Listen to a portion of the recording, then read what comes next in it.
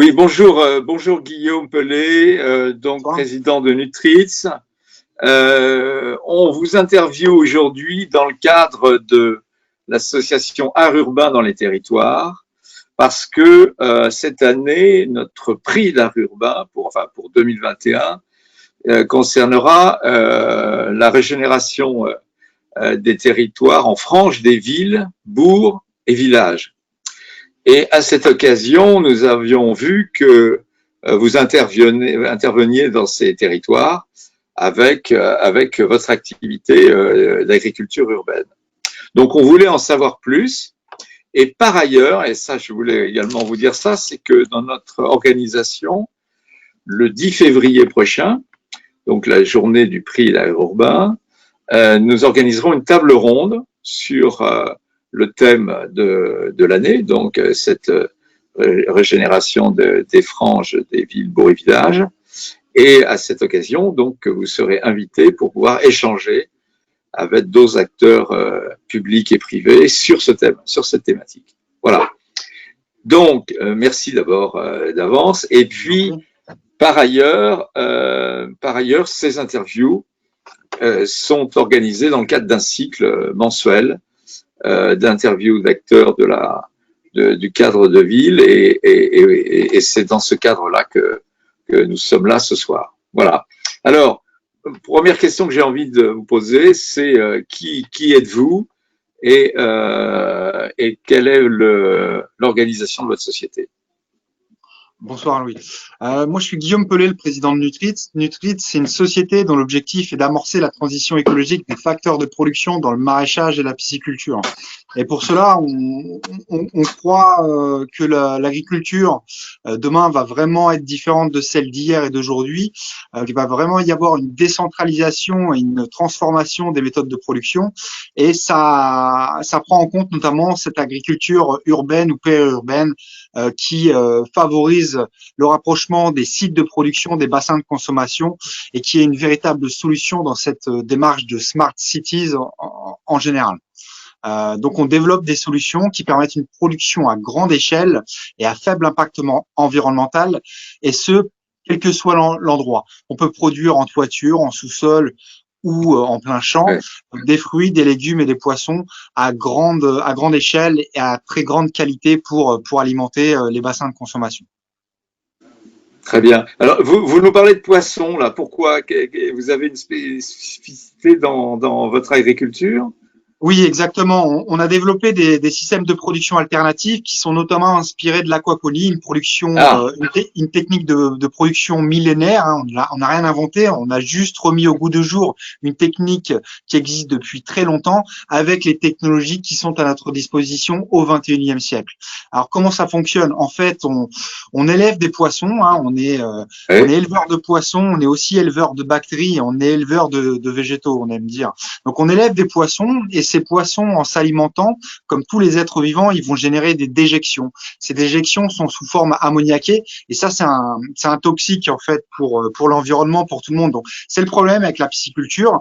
Et puis, afin de valoriser ces déjections, eh bien, on connecte en réalité les végétaux pour qu'ils puissent nettoyer l'eau et ainsi la réutiliser quasi perpétuellement. C'est-à-dire, en résumé, les poissons nourrissent les plantes nourrissent les végétaux. Les plantes nourrissent les poissons. On a un cercle, une boucle vertueuse qui permet Et, de produire à grande échelle et ce, en économisant les ressources, ce qui est primordial aujourd'hui en et période de stress hydrique.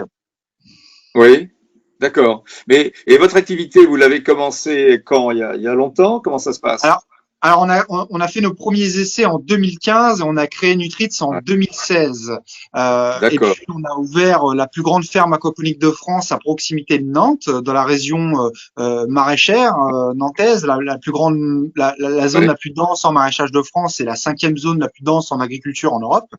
On a installé notre centre d'accord. de recherche et développement à proximité de Nantes. Et puis, on a fait de la recherche et développement et pendant depuis 4, bientôt 5 ans, on fait de la R&D pour développer des solutions efficace afin de tendre vers l'efficience productive. Et puis aujourd'hui, on a commencé à commercialiser des fermes. On a deux métiers chez Nutritz. C'est on Ah, conçoit, on développe et on ouais, commercialise des fermes.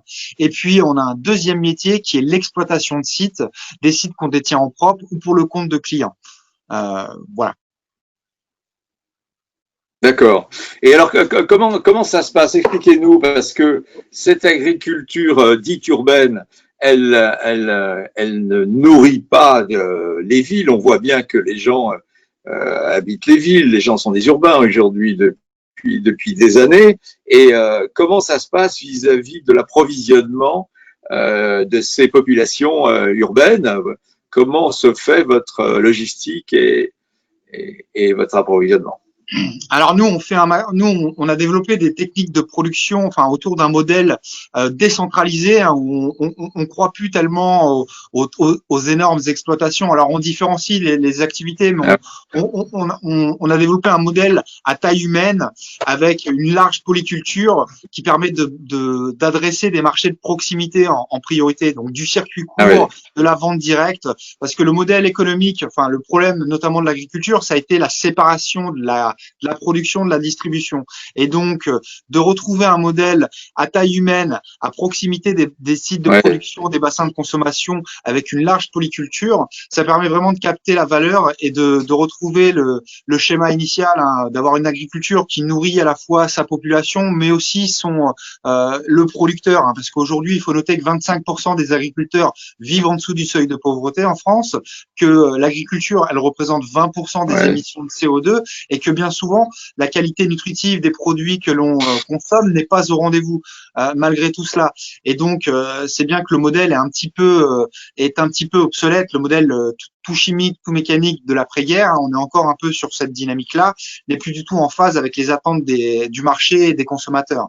Et donc, on a réfléchi à un nouveau modèle. Alors, ça passe à la fois par des nouvelles méthodes de production plus vertueuses, plus respectueuses de l'environnement, mais ça Ouais. passe aussi par un nouveau mode de commercialisation, un nouveau mode de consommation, un peu sur le fait du consommateur, hein, tous acteurs du changement. Hein, le consommateur aujourd'hui en attente de produits différents avec une véritable soutenabilité, il est plus soucieux, il est prêt à accompagner des projets comme les nôtres. Aujourd'hui, nous, on a une ferme à Nantes dans laquelle on produit 8 tonnes mensuelles de végétaux, 5 tonnes annuelles de poissons et alors on commercialise l'ensemble de ces produits en circuit court, en vente directe, c'est-à-dire qu'on a 3 canaux de distribution. On travaille d'une part avec les professionnels de la restauration qui sont soucieux de s'approvisionner en produits frais, sains, savoureux et locaux.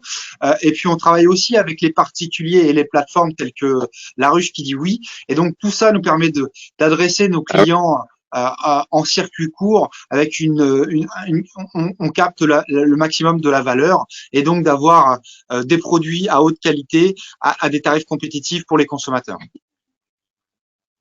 très bien. Donc, on voit aujourd'hui que vous êtes effectivement, pour revenir à nos sujets sur le cadre de ville, c'est que on est quand même dans une période extrêmement tendue sur le développement des villes, sur la limitation avec la faible utilisation sur les terres agricoles de la ville, etc. La loi ZAN, enfin vous connaissez ça. Comment vous situez comme acteur en tant que, j'ai envie de dire, maraîcher, ferme producteur agricole en ville, de ces extensions ou de ces intensifications de villes? Comment vous vous situez là-dedans? Ben nous, on est une vraie solution un petit peu pour apporter une réoxygénation par rapport à ça, puisque nous, on est parti du constat que les terres, eh ben, elles subissaient une importante pression foncière, une dégradation de l'efficacité des sols, etc. Et donc, on vient compenser un petit peu ces pertes de production, d'espace agroalimentaire. on développe des solutions hors sol qui permettent de végétaliser des espaces qui sont fortement urbanisés, comme on l'a fait à Paris-Vieille-Poste, à côté d'Orly, en vendant notre première ferme au groupe Accor. Eh bien, ça permet de rapprocher la production de la consommation. Accor avait une obligation de végétalisation parce qu'ils sont dans un périmètre ADP avec l'obligation de lutter contre les îlots de chaleur parce qu'ils sont fortement urbanisés. Donc, la première solution, c'était de végétaliser. Ensuite, ils avaient la volonté d'améliorer l'offre de leur service de restauration. Et donc là, la deuxième solution, c'était de mettre une ferme. Et donc, en mettant une ferme sur les toits des bâtiments de l'hôtel, on arrivait à on répondait d'une part à la problématique de végétalisation et de lutte contre les îlots de chaleur, et d'autre part, on produisait sur place, donc en 0 km, 0 pesticides et avec des solutions vertueuses, des produits de qualité qui étaient consommés juste en dessous, au rez-de-chaussée, au sein des locaux du restaurant. Et donc là, on apportait une solution pour diversifier, améliorer l'offre de services de restauration Accor. Et puis surtout, ça permettait de renvoyer une image complètement différente de l'hôtel, qui était beaucoup plus vert, beaucoup plus en phase avec les développements actuels qui sont très naturels, très boisés, très respect de l'environnement. Ça permettait d'améliorer l'image de Accor à ce sujet-là. Mais c'est pas seulement de l'habillage, puisqu'on a des vraies méthodes. Enfin, notre modèle économique est basé sur la production à 100%. Hein, et donc, on répond vraiment. Alors, on n'arrivera jamais effectivement à nourrir la ville avec l'agriculture urbaine. Il faudra toujours de la complémentarité, mais on peut se positionner sur des marchés, sur un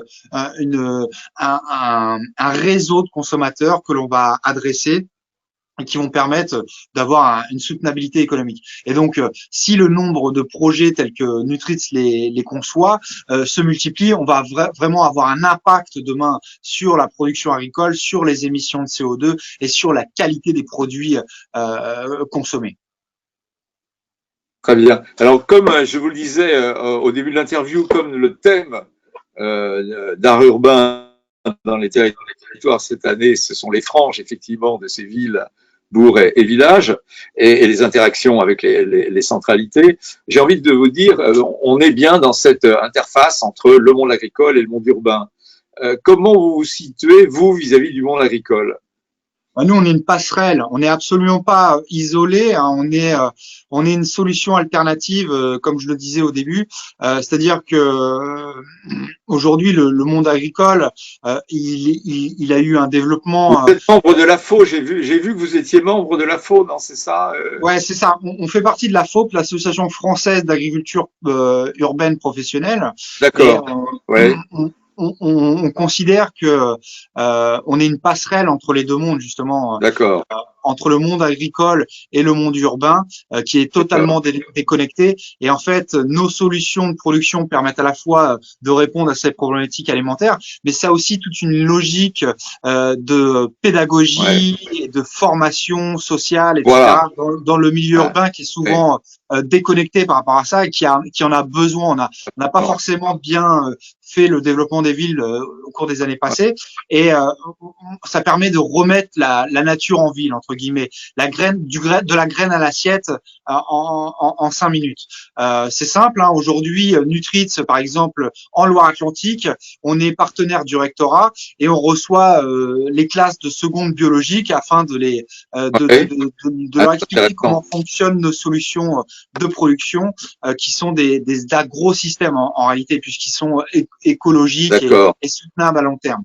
Donc on a un vrai outil pédagogique pour la ville, pour faire de nos consommateurs, de nos jeunes, qui seront les consommateurs de demain, des citoyens engagés sur ces sujets que sont l'environnement, l'agriculture, etc. Ce qui est pas forcément facile à toucher quand on est vraiment en milieu urbain, quoi. C'est compliqué.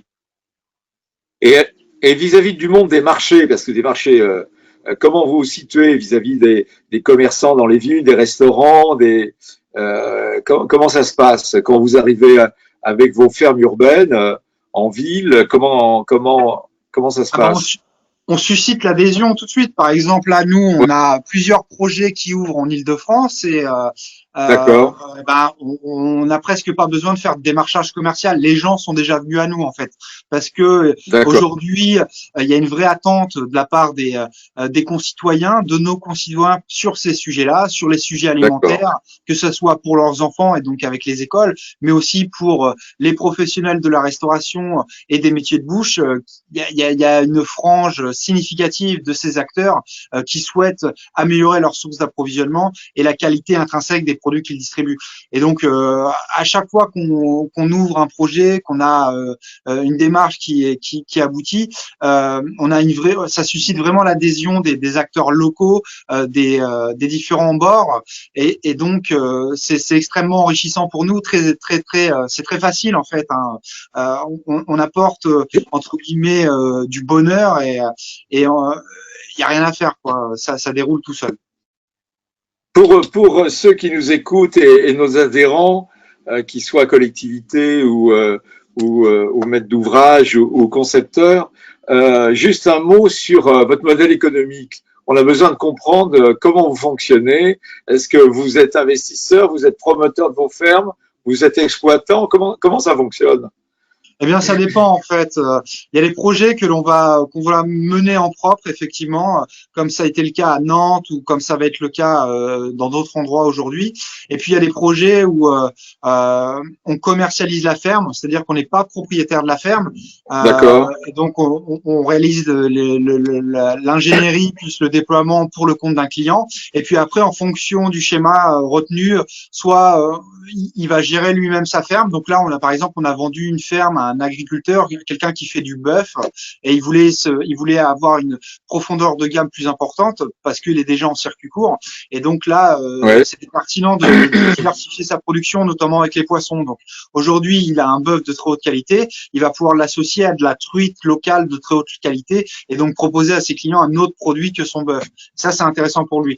Mais on, on, on, on a différentes solutions en fonction des problématiques.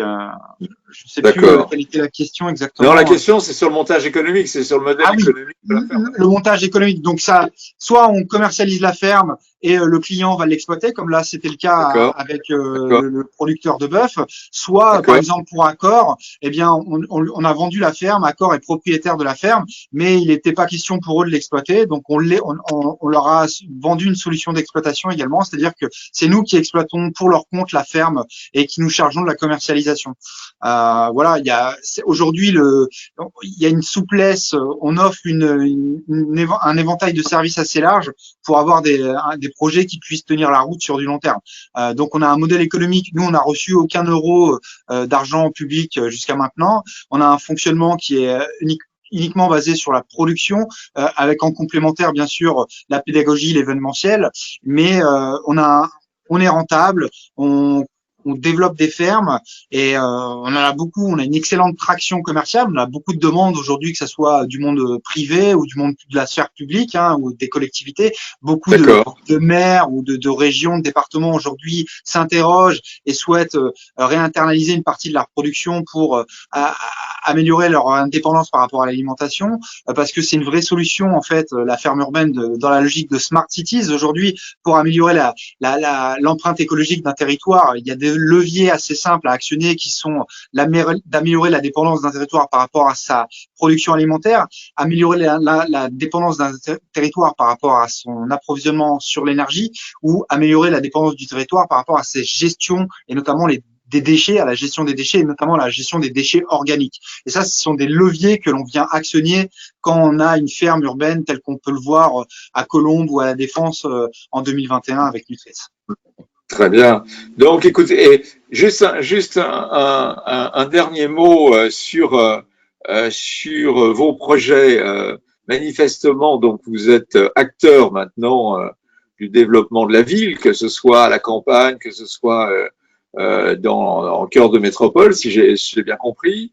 Et en même temps, vous êtes une espèce de starter, de partenaire starter pour pouvoir transformer cette ville. C'est quoi vos grands projets? Et je vous propose qu'on termine l'interview sur ces thèmes-là. C'est quoi vos projets actuels, quoi?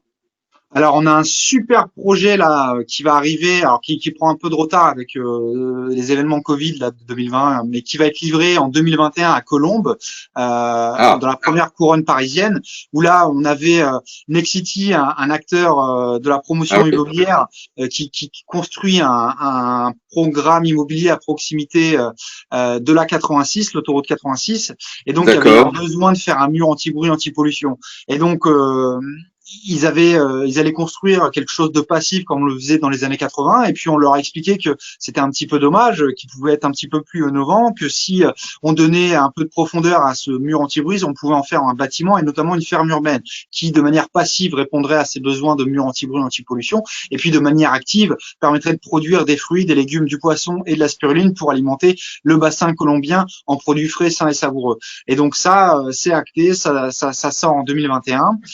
Ensuite, on a un gros programme qui va être lancé là à partir de début 2021 aussi à la Défense, toujours à proximité de Paris, où là on réintègre un ancien parking de plus de 8000 mètres carrés, où on va faire à la fois de la recherche et développement sur des sujets de valorisation des urines, des poissons, mais aussi des urines humaines. Et puis, on va faire de la production agricole pour alimenter le bassin de la Défense, qui a un bassin fortement dépendant sur les sujets dont on a parlé tout à l'heure, la dépendance Après. alimentaire énergétique et la gestion des déchets organiques. Voilà, ça c'est deux projets Et en majeurs. région? En région, donc on a un programme très important à l'EC20 avec D'accord. ARP Foncier qui fait un écoquartier avec des sujets majeurs que sont la mobilité, l'alimentaire. Alors il y a toute une nouvelle gamme de services qui est proposée sur cet écoquartier pour le rendre plus efficace et plus facile à vivre. Et notamment l'un de ces services, c'est la production alimentaire avec une ferme Nutritz au cœur de cet écoquartier qui va permettre de rayonner, d'avoir une image et une organisation autour des besoins alimentaires totalement repensés qui vont permettre à chacun de ses habitants de pouvoir bénéficier de produits de très haute qualité en circuit ultra court et donc avec des tarifs extrêmement compétitifs. Très Voilà bien. deux Oui. projets Eh bien, majeurs. écoutez, je pense qu'on aura l'occasion. Merci beaucoup d'abord Ah ben, je vous en pour nous prie. avoir éclairé sur ces nouveaux métiers de l'agriculture, de l'alimentation, de la ville. Et puis surtout, nous nous retrouvons donc pour cet échange en 2021 avec des opérateurs, avec des exploitants, avec des élus, pour pouvoir, des concepteurs bien sûr, pour pouvoir échanger sur ce thème de l'aménagement de ces franges des villes, bourgs et villages. Et en attendant, portez-vous bien et, et attention. À Merci bientôt. beaucoup. Merci Louis. À bientôt. Je vous en prie. À bientôt. Au revoir.